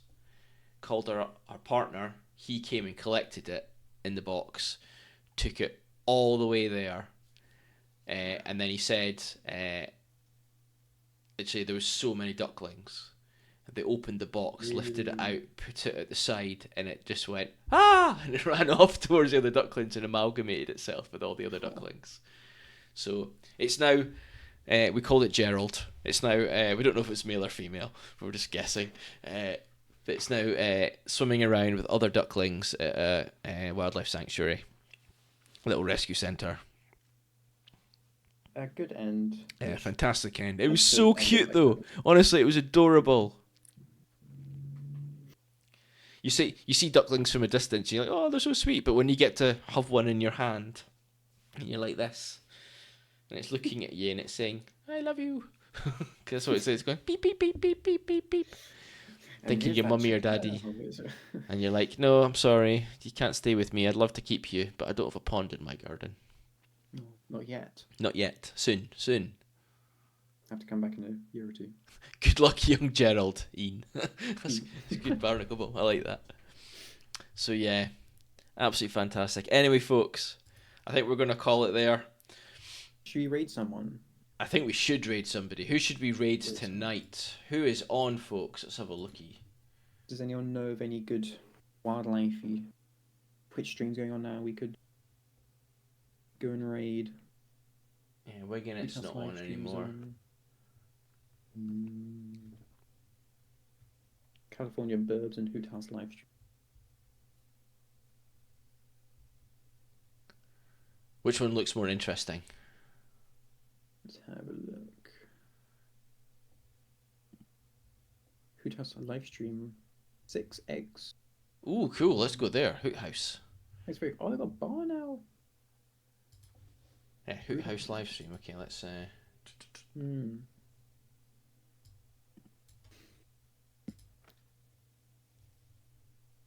Sounds like a good shout. But yes, thank you everyone for tuning in for our moth off session. Hopefully next week, Kat will be feeling better and will be. We hope she gets well soon. And we hope everyone out there has a lovely week. What am I up to? I don't think I'm up to too much. But I will tune in next week when I realise I did actually. Yeah. As I always do without remembering. What have you got this week? What have I got this week? So I am gardening tomorrow. There's been spotted flycatchers spotted at Sherwood, so I'm going to go and see if I can see them, which will be the final part of my bucket list, because I saw a long-eared owl on the first nightjar walk, a nightjar survey, So I managed to tick that off. Didn't get any pictures because I didn't take my camera with me. And then, yeah, maybe I'll end up over at Frampton on Saturday. Just by Maybe, chance. Happens maybe to yeah, happen. just by chance, nothing to do with a glossy ibis, possibly. Thanks, Pookie. Yeah, thank you, Pookie. Anyway, guys, we're going to raid Hoot House live stream, barn owls with eggs, which is fantastic. Thank you for joining us tonight.